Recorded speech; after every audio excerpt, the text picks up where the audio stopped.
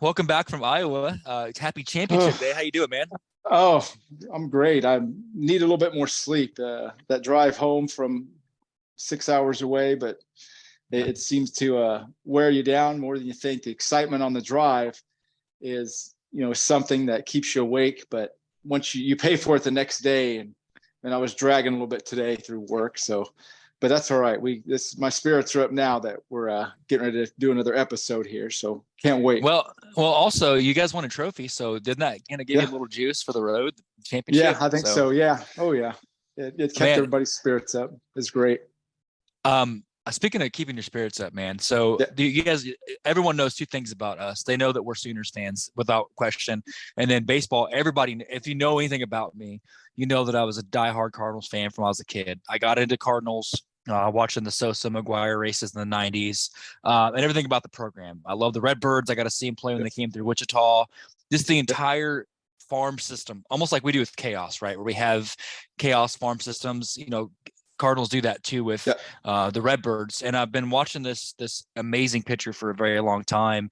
And we wanted to wait until the timing was right to bring, again, one of the elite pitchers from Memphis Redbirds. So I don't want to waste any time, Dan. I want to get right down to it. It's our joy to bring on the one and only Grant Black. Grant, how you doing? I'm good. How are you? Amazing, We're man. doing great. Yeah, it's our honor, Grant. Like I said, a little bit more of a normal fanboy thing, and we've done hundreds of these. So thank you for making time to do this. Dana and I have got some questions over the years that we cultivate for athletes, elite athletes like yourself. So I'll take the lead, and Dan will take the second one. Grant, taking your playing days, obviously playing the elite like you are now, watched many of your games before. Doing this with Redbirds, and even back before that in Illinois. Taking back to the very start, man. When did you first pick up a ball in your life and start playing?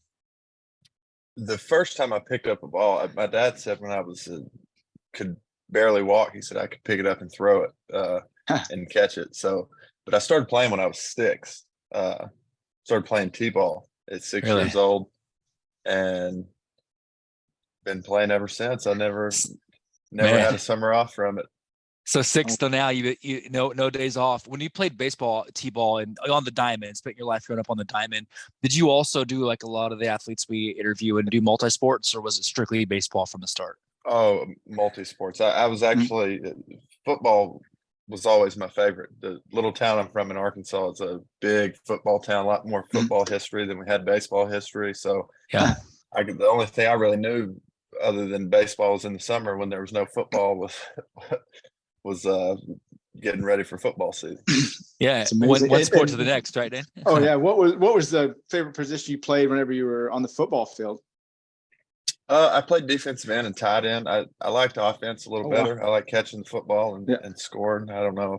Some people like defense better, but I kind of enjoy getting in the end zone. You gotta soak up the glory whenever you go out there to play. Definitely. So Dane, what I think you're saying, Grant, is if you throw a wild pitch, you can tackle the guy too, right? I could. I don't think it works the same way. I don't think they cheer the same awesome. in baseball. I love it. That's awesome, man. Dane, go ahead. So whenever you were choosing your sport, what was it about baseball that made you just say, okay, this is the sport that I'm going to go and pursue? And what was it about baseball that made you choose it over the other ones that you played? So I was actually going to play college football. Didn't do much thought for baseball outside of high school. I didn't think I would play after. I told my dad at one point in time, I really love football. I really want to do football. I said, if I somehow get drafted and play professional baseball outside of high school, I said, I would go do that. But I said, I think I'd rather go to college and play football.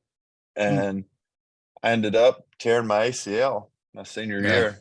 And when I tore my ACL, I thought, I'm not 10 foot tall and bulletproof like I thought. I was like, this baseball thing doesn't seem too bad. Man, well, I will tell you, and me and Dane talk about this a lot. It's hard to separate the love for football and baseball. So I see that you're one of those multi-transcendental, kind of like the Kyler Murray thing. You're doing both, right? That's why I look at someone like yourself, where you can play both sports very well. I'm sorry about the injury, but I am glad we get to see you pitch, man. I really am, on a regular basis, Well, it worked out a little better, I think. Yeah. And they say too, Dana and I have talked about this. It may give you a little bit longer career too than the average, and with football, it's lasts longer and so forth. When you think about Grant, so now that you're in and you're all in with baseball, influences, right? People that have maybe coached you, mentors. I know your dad's a big fan of yours. I've seen some of the stuff he's posted, but maybe a coach, maybe it's a pitching coach, or maybe a player. Has there been someone that's been that go-to influence on you as an athlete, your career so far? Well, like you said, other than my dad's always been in my corner and very positive. I never had, you hear the stories of some dads that, kids dread getting in the car going home after the game. His dad's like, why'd you strike out, or why, you didn't do this very well. I had the opposite. Like, he was probably too positive when I didn't do well. He would always find the silver lining in whatever happened. But coaches wise, I've had some really good coaches over the years. I think my coaches at Monticello, the University of Arkansas at Monticello, they kind of gave me a chance after I didn't have a real good year in junior college to come and play.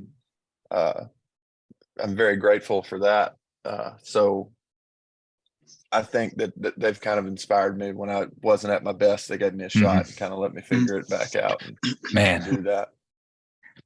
The one inspiration I have, the most inspiration that I have, was a scout from when I was in high school, professional scout. I don't want to say his name, but he told a guy that I knew that asked me about it. He was actually umpiring this showcase game, and he told the umpire, he said, that Grant Blake, he's just a dime a dozen. I see guys like him all the time. So that's actually been a big motivator for me for this whole thing.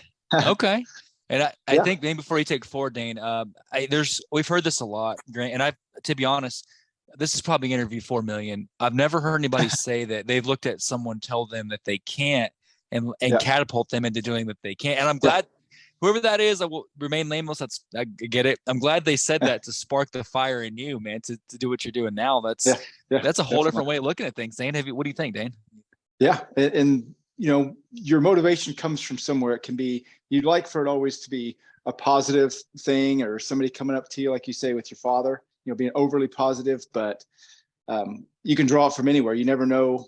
And you can never shy away from where that inspiration comes from. So you just take it and run with it. Awesome. So that's a great thing to hear. But now, whenever you were going through your injuries and things like that, it's an ACL. A lot of people say that's an injury that a lot of people never forget. It's always on the back of your mind. What are some of the things you do as a pitcher, since you use a lot of your legs and obviously your arm? What are some of the things you do routinely to keep your body healthy and in shape and moving forward to get up to that level you're at now? Well, there's a lot of maintenance stuff, like our lifting is basically during the season, like maintenance, make sure we don't break down and stuff like that. But if my legs are heavy, if my knees are hurting, to hop in the ice bath at the end of the day, that seems to honestly be huge. Is that, and we have great trainers. We have some of the best trainers, I feel like, that in the world. So that they do a really good job of kind of guiding us when you just kind of go tell them, hey, I'm feeling this today, and they can really take care of you and make sure that you're on top of it and doing the right thing. Can I get one of those, even though I'm not an athlete at all? I thought, can I get a personal trainer, Dane? Can we put that on the staff? Just kidding. No, hey, I had to marry one to get one. That's all. Yeah, I saw it. Yeah, tell Krista to come. No, but I think Grant, you said something too. The preparation, man, it's key. A lot of our kids, we talk about, and we range from the 12U to the 18U, all of that with softball, right? We do a lot with that, and preparation is so key. And it really is. Your body is it's your job. Like, you taking care of yourself. That's got to be probably because you can pitch your lights out, but you think it's harder, maybe the prep than it is actually on the mound, would you say? Yeah. Oh, when you get my age, it starts to feel that way. It feels like the prep's the hardest part. I got you. But yeah, that's, I would say the prep is some of the toughest part. Maybe not when you're younger, like 12 to 18. Those guys and girls can just get off they get out of bed, they're ready to play immediately. So once you got some miles on you, it takes a little longer to get going.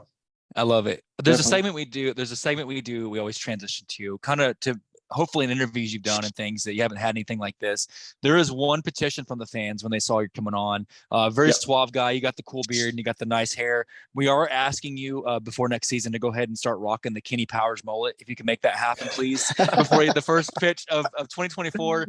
I mean, I'm just doing what the fans say. Just just a little bit, even if it's a curl, and then the Vipers. I'm going to ask you to go ahead and get that done before the next season. Okay. I think I'd have to get a perm. This is pretty straight. It doesn't curl much. I could, Grant, I could just see it, man. I think it'd be a good look, So anyway, man, before we go back to a little more serious stuff, we take a moment and got a debrief on something that's called rapid fire. So we pride ourselves on this. We have some great fans, man. Our fans are awesome. They give us the most random, PG but weird questions you can think of. Like, it's so cool. And hopefully you haven't had stuff like this before.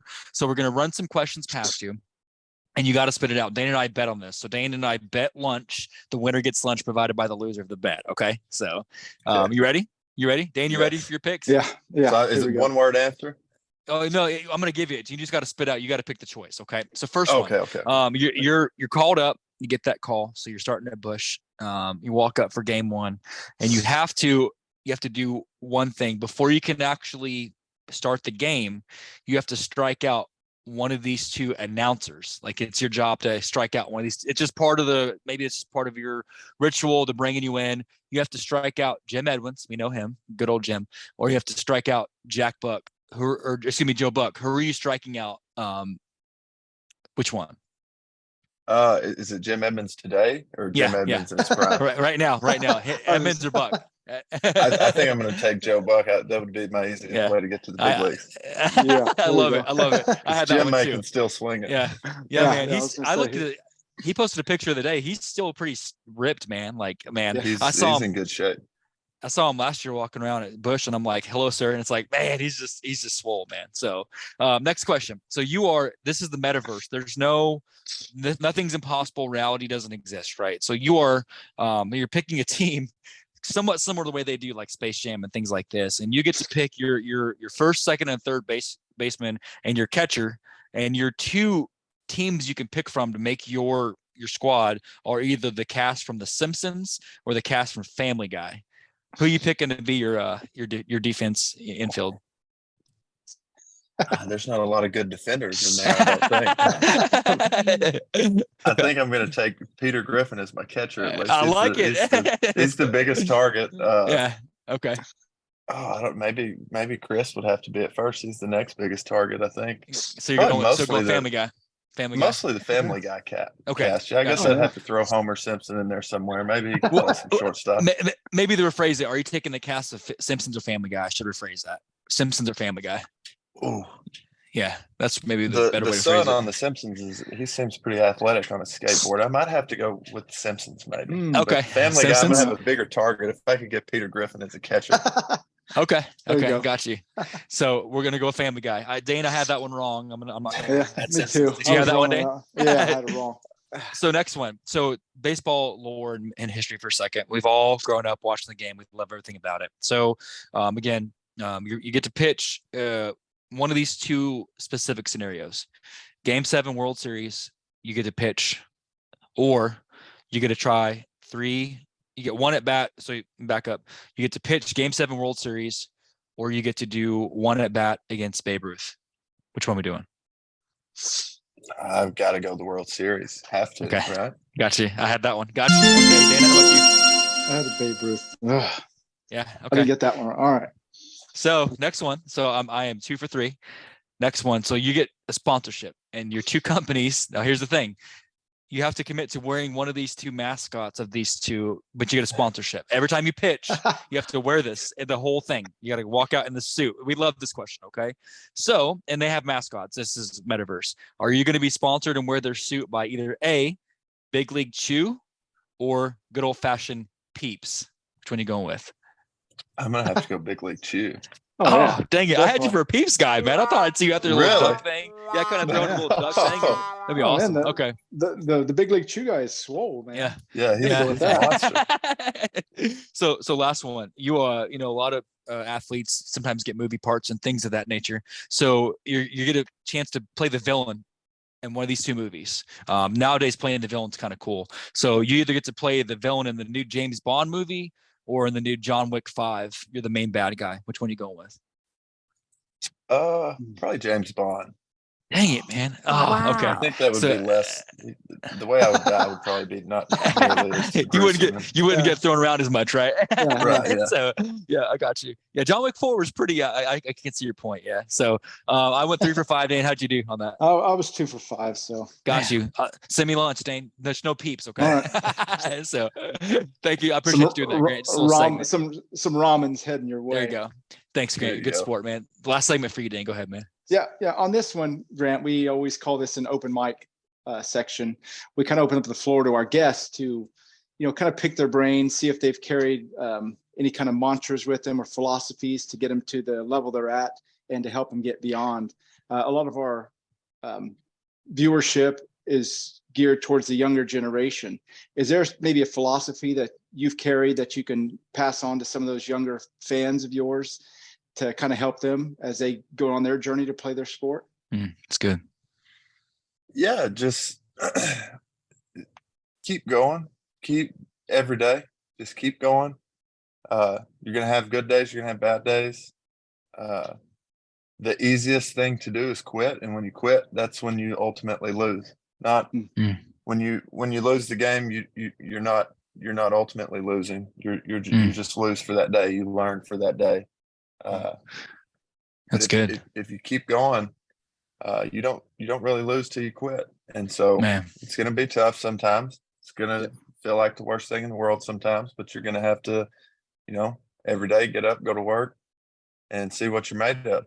The great ones probably had some of the toughest paths, had to go, overcame the worst things. So I would just. I like that. Just keep going. I like that, Grant. Keep going. I like what you said. I think, and that's something of what when you could have stopped when you had the injury and you didn't stop you. I think about two things you said in this interview already that have like motivation for you. And you seem like a very kind and gentle guy, but like as far as demeanor, but two people told you couldn't. Probably the doctor with your injury and then that scout. You can't do this. And look at you now, dude. You're in the best franchise, period. Like just straight up. Like I know you're in the best franchise and you didn't let anybody tell you couldn't do it. And we have a lot of kids, Grant, that maybe it's, softball. Maybe they're looking at soccer. Dane coaches soccer as well. Maybe they want to be a lawyer. Maybe they want to be a doctor. Maybe they want to be an athlete. We interview a lot of musicians as well. What is your path to what you want to take? And don't let anybody tell you that you can't do it. That's powerful, man. Yeah, so definitely. Absolutely. And somebody's going to try to tell you can't. There's always going to be somebody that, the Debbie Downer that wants to tell you, hey, you can't do it. But that's the easy way out. The person that's telling you that probably took the easy way out in their life as well. And they're not doing what they really wanted to do. So you kind of got to see where the message is coming from as well. That's good. There was a quote, it's everybody knows it. Muhammad Ali said one time, he goes, impossible is not a fact, it's an opinion, right? And I think about kind of in line with what you're saying, nobody can tell you that you can't do something. So again, you goosebumps. Saying anything you can add to that? Because that was awesome, man. No, I mean, you said it. You tell all of your athletes, just keep moving forward. One step forward is always better than standing still, no matter how fast or how far you step. Just keep moving. I mean, that's the thing that you want to tell kids. They don't think it. They think, man, if I practice, I should be this good, or I should be that good at this amount of time frame. But sometimes it just doesn't happen. Like you said, you just got to keep moving forward. It's a great message for these kids that play this game, because there's so many kids now, and there's so much media and YouTube and TV. I mean, just social media that tells them, hey, this kid's doing this or this athlete's doing that. Why aren't you there yet? You got to just keep moving forward and make it at your own pace, it sounds like. So it's a great message to hear. This game's hard too. This game will kick you when you're down. So you can't get too discouraged. Yeah. And also, I have a daughter that's a pitcher. She plays softball. She's 12. And, sometimes I just want to ask, somebody on your level, whenever sometimes you go out there, you don't always have your A game. What is something you kind of tell yourself to walk yourself and get yourself through a game whenever you just don't have it? You don't have the zip you're used to, or you don't have the movement you're used to. Is there something that you go to psychologically that helps you get through those kind of games?